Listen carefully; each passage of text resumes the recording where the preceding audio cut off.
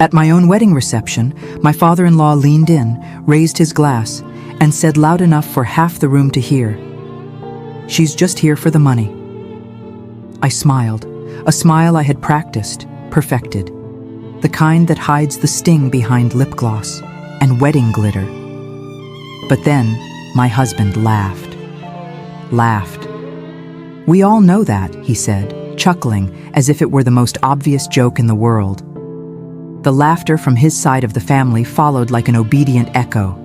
And just like that, my heart dropped, not all the way to the floor, just enough to make breathing feel like work. I stared at my wine glass, at the soft swirl of red I hadn't even touched yet. My hands stayed still, fingers curled around the stem, but inside I was shaking. My stomach twisted, and my throat went tight with that burning kind of silence, the one you learn to carry when you're used to being talked over. It was supposed to be the happiest day of my life. Our wedding was beautiful. Every corner of the room wrapped in gold and ivory. Candles flickered like stars trapped in glass. The flowers, the food, the music. Everything was perfect, except for what had just been said, and the fact that my husband didn't flinch. I looked at him. Evan, the man I married hours ago, the man I loved. He wasn't even looking at me. He was already turned toward his cousin, laughing at some follow-up joke I couldn't hear over the buzzing in my ears. I forced myself to take a slow breath. Smile. Keep smiling. Don't cry. Not here. Not now. But my face felt frozen, like it might crack if I moved wrong. My eyes scanned the room. Guests were whispering. Some glanced at me and looked away. Others didn't bother hiding their smirks. I could feel it, the judgment, the assumptions. She's probably just after his inheritance. Must have married up. I knew she looked too polished to be real. They didn't know about the nights I stayed up helping Evan rebuild his credit. They didn't see me skipping meals to save for the down payment. They didn't hear me standing up for him when his own father told him he was too soft to run the family business. I didn't marry Evan for money. Hell, I made more than him when we met. But none of that mattered now. The damage was done. And still I sat there smiling until I felt a shift, a small one, but real. From across the room I caught Uncle Martin's eyes. My mother's brother, the only person in the room who looked genuinely upset by what had been said. His brow furrowed, lips pressed together, jaw clenched like he was deciding whether to speak up. And then he stood. No fanfare, no raised voice, just calm, commanding presence. He tapped the side of his glass with a butter knife and said, "Would the bride like to say something?" The entire room fell silent. Eyes turned to me, mouths paused mid-sip. Even the DJ froze, one hand hovering over his laptop. I blinked. The smile slipped. My fingers tightened around my clutch and my heart began to pound. Not from fear, but from something else. Something sharper, older. No, I thought they don't. Get to laugh at me and walk away. And suddenly, I remembered the envelope, the one I'd brought but never planned to use. The deed. My name is Zara, 34 years old, marketing agency founder, first-generation college graduate, daughter of a high school librarian and a forklift operator, raised in a modest home where we reused wrapping paper and fixed things with duct tape long before it was a TikTok hack. I've worked for every dollar I have. Nothing was handed to me, which is why when Evan came into my life 5 years ago, I never thought I'd end up defending myself at my own wedding. We met at a business seminar. Both of us had signed up for the same painfully awkward networking breakfast. He was polished and confident with that kind of easy charisma that made people laugh, even when he said nothing particularly funny. I was tired, caffeinated, and trying to grow a one-woman agency out of a studio apartment that shared a wall with a very musical toddler. Still, there was something about him. The way he asked questions and actually listened. The way he said my name like it was the start of a sentence. We fell into each other fast, maybe too fast. But when you've spent most of your adult life in Survival mode, love, real, kind, patient love, feels like a luxury. I told myself I deserved it. Evan came from a very different world. His family had money, old money, the kind that lives in big houses with wine cellars and uses summer as a verb. His dad, Gerald, ran a chain of manufacturing companies. His mom hosted charity brunches that somehow always made the local paper. They weren't cruel, not at first, just distant, formal. I remember the first time Gerald shook my hand. He didn't smile. He just looked me up and down and said, "So, marketing, interesting." That was it. No follow-up. I tried. I smiled through it. I brought wine to family dinners, offered help in the kitchen, laughed at stories I didn't find funny. Evan always told me not to take it personally. "They're just protective," he said. "They'll come around," but they never really did. I kept hoping that once the engagement happened, once they saw how much I truly loved him, they'd soften. We planned the wedding ourselves. I didn't want it to be a production, just beautiful, meaningful, and real. I covered a lot of it financially, partly because I could, and partly because I didn't want to give them anything else to hold over me. Evan never fought that. He didn't offer to split things either, but I figured that was just how he was raised. Now, standing at that reception, I was realizing maybe I'd been naive. The gold lights glowed softly around the room, bouncing off. Crystal glasses and floral centerpieces I'd chosen myself. The string quartet played some dreamy instrumental version of a song I used to cry to in college. It was all beautiful. And yet all I could think about was how out of place I still felt, like a guest at my own wedding. The comments, the laughter, Evan's silence. It wasn't just a one-off moment, it was a reflection of something deeper. Something I hadn't wanted to admit, that no matter how much I gave, no matter how hard I tried to earn my seat at the table. To them, I'd always be the girl who got lucky. But Uncle Martin's words snapped me out of that spiral. Would the bride like to say something? And suddenly I remembered the envelope in my purse. I hadn't meant to bring it to the wedding, but I was glad I did. As soon as Uncle Martin's voice cut through the clinking of glasses and the shallow laughter, the room shifted. Would the bride like to say something? It sounded simple, almost polite, but I felt it like a lightning bolt straight through my spine. My breath hitched, my heart. It was hammering so hard I was sure the guests at the next table could hear it. My skin prickled beneath the lace sleeves of my dress. I suddenly became aware of everything. How tight my heels were, how dry my mouth was, how the corners of my fake smile had started to tremble. I looked around the room. A few heads had turned. Some people looked amused, others curious. But some, especially on Evan's side, looked uncomfortable, like they hadn't expected me to have a voice. I could feel their whispers moving like smoke, thin, sneaky, suffocating. "I told you she was ambitious. He definitely married up. Maybe his dad was right after all." My stomach turned.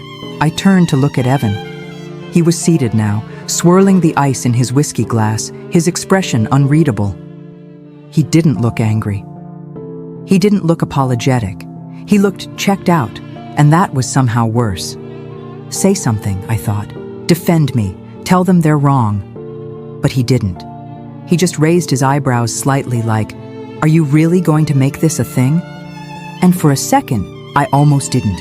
I almost sank back into that quiet, safe place I'd been taught to live in, where you keep your chin up and let people say whatever they want as long as you keep the peace. But something in me cracked. Not in a messy, chaotic way. Not the kind that leaves you screaming. Number. This crack was clean, cold, controlled. The kind that says, "Enough." I reached for my clutch, which I'd placed beneath the table next to my chair. My hands shook slightly, but not from fear, from restraint. I knew exactly what I was doing. I opened the flap and slid out the envelope. Simple, unassuming. But inside, power. The deed to the house. Not just any house. Our house. The one Evan and I moved into a year ago. The one I had fought for, the one I paid the down payment for.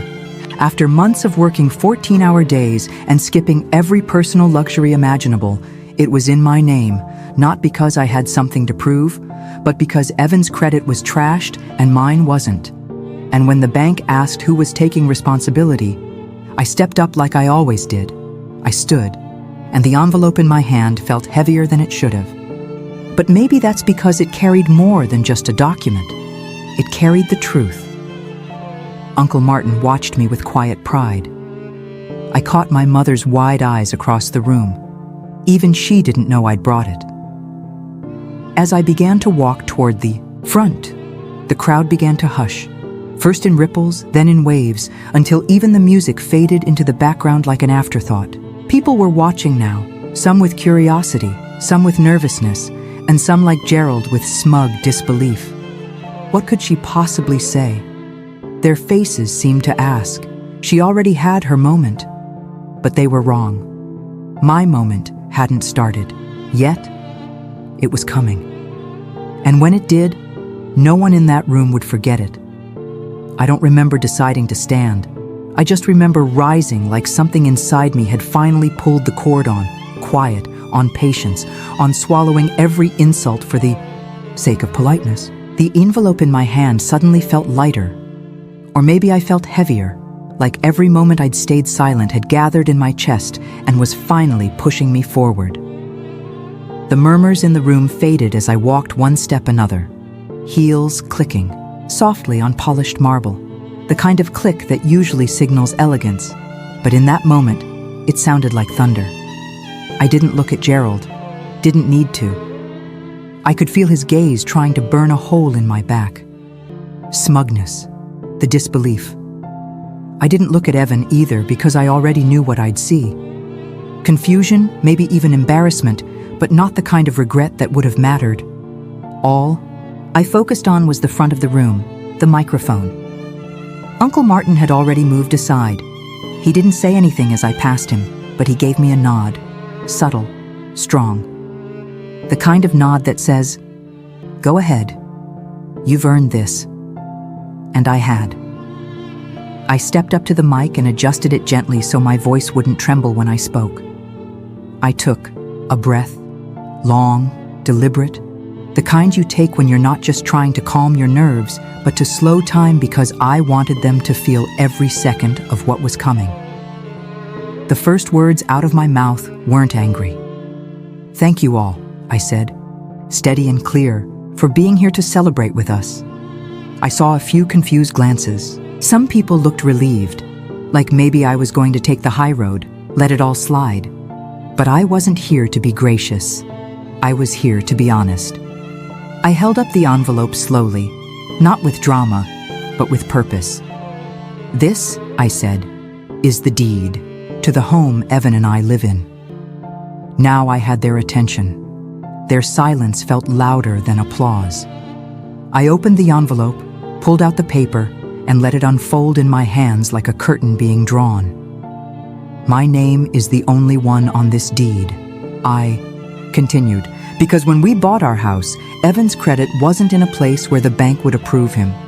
Still no reaction from Evan. He was completely still. I paid the down payment. I managed the loan. I signed the papers. Not because I didn't trust him, but because I believed in him, in us now. I looked at Gerald directly.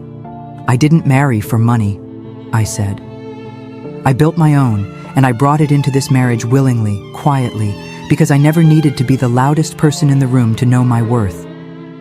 A few people gasped. Someone coughed. Another glass clinked from a hand that wasn't steady. "But since it seems there's been confusion," I said, folding the deed and tucking it back into the envelope, "I thought I'd clear that up tonight." No yelling, no scenes, just facts. I set the envelope on the table next to the mic, gave a nod to Uncle Martin, and turned. The walk back felt different. Not rushed, not ashamed. It felt like claiming space I'd shrunk away from for too long. People didn't whisper this time. They watched. Really watched. Because sometimes the loudest thing a woman can do is speak calmly, while everyone else expects her to stay silent. As I made my way back to my seat, I didn't rush. I felt every step, felt the eyes locked on me, the weight of silence that had replaced all the smug laughter and polished small talk. It wasn't the kind of silence that begged to be broken. It was the kind that demanded reflection. And for once, I wasn't the one doing the reflecting. I sat down slowly, smoothing my dress over my knees. My heart was still racing, but not out of fear anymore. It was the rush of release, like finally exhaling after holding your breath for far too long. I looked up. Evan still hadn't moved. His glass was in his hand, resting on his thigh, but he hadn't taken a sip since I started talking. His jaw was tight, his eyes distant, but he wasn't looking at me. He was staring at his father. Gerald looked like someone had dropped cold water down his back. His smirk was gone. His face was rigid. That usual glint of superiority in his eyes had dulled, replaced by something else. Was it discomfort? Shock? Maybe even shame? I didn't need to know, and I didn't need to fix it, because for once, it wasn't mine to fix. Uncle Martin leaned toward me and whispered, "Damn proud of you, kid." I smiled, not politely, not out of obligation, but fully. A real earned smile. The reception resumed, sort of. The music faded back in, hesitant at first, like it was unsure if it had permission to exist again. Guests murmured softly. Some came up to me, quiet congratulations, subtle acknowledgments. One woman I barely knew from Evan's extended family touched my arm gently and said, "That was incredibly brave." I just nodded. I didn't have words for her. I didn't need any. Across the room, Gerald stood abruptly and left the table. No goodbyes, no grand exit, just disappeared into the hallway. Evan followed a few moments later. I didn't get up. I didn't chase either of them. I stayed seated, soaking in the strange warmth that was beginning to bloom around me. Not from the heat of confrontation, but from the quiet power of reclaiming my space. For so long, I'd bent myself to fit into their world, made myself quieter, smaller, easier. And now, without yelling, without tears, I had shown them who I really was. A woman who didn't need their approval. A woman who owned her place, owned her home, owned herself. Later, Evan returned alone. He sat beside me but left a bit of space between our chairs. "I didn't know you brought the deed," he said quietly. "I didn't plan to use it," I replied. He looked at me then, for the first time that night. Really looked, and I saw it. That flicker, guilt, maybe even regret. "I shouldn't have laughed," he said. "No excuses, no justification, just 7 words." I nodded. I didn't say it was okay, because it wasn't, but I appreciated the honesty. And for now, that was enough. The rest of the evening went on like weddings do. People danced, the cake was cut, more champagne flowed. But the energy had shifted. Not everyone noticed, but the ones who mattered, they did, because truth has a weight to it. And when you drop it gently, like I did with that deed, it lands with more power than any scream ever could. And in that moment, I wasn't just the bride. I was the woman no one in that room would ever overlook again. I didn't plan to make a statement at my wedding. I didn't dream about dropping receipts or silencing a room. Like most brides, I dreamed about love, about joy, about dancing with bare feet and frosting on my fingers. But sometimes, life gives you a different kind of moment. And if you're lucky, or maybe just tired enough of being underestimated, you'll rise into it. That's what I did.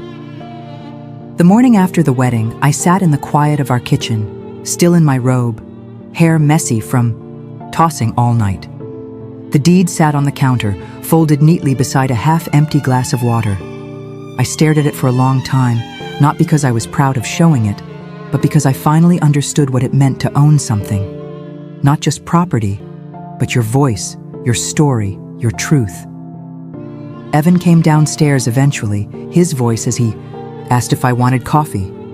I nodded. We didn't talk much. There was nothing left to argue about. The silence between us wasn't angry, it was honest. He knew what he'd allowed to happen, and I knew I'd finally stopped allowing it. That was a shift, a permanent one. The days that followed were quiet, almost still. Messages trickled in from friends and distant cousins. Some told me how powerful that moment was. Some just said, respect. Gerald never reached out. Not a text, not a call. And truthfully, I didn't expect him to. You can't force someone to see you if they're determined not to. But I no longer felt the need to convince anyone. I realized something standing in that room, holding that deed. I had spent so much energy proving I belonged in Evan's world, working harder, smiling wider, staying quiet when I wanted to scream. All to be good enough, but I was already enough. I always had been. They just couldn't see it or wouldn't. But Liam, my little cousin, who watched from the back of the room with wide eyes, he saw. So did my mother, who grabbed my hand later that night and said, "I don't think I've ever been so proud of you."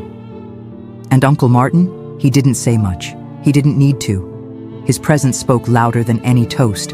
I started this marriage hoping I'd gain a new family. And maybe I still will. Maybe with time things will change. But whether they do or not, I'm not going to dim myself again. Not to be accepted, not to keep peace. Because peace bought with silence isn't peace, it's permission. And I've taken that permission back. I look at that deed now and I don't see a house. I see every late night I spent working. Every fear I pushed through. Every time I chose to bet on myself when no one else did. I see the woman I became when I finally stopped waiting for validation and stood in my own power. And now I live in a house that I bought with a name I earned and a voice I no longer apologize for.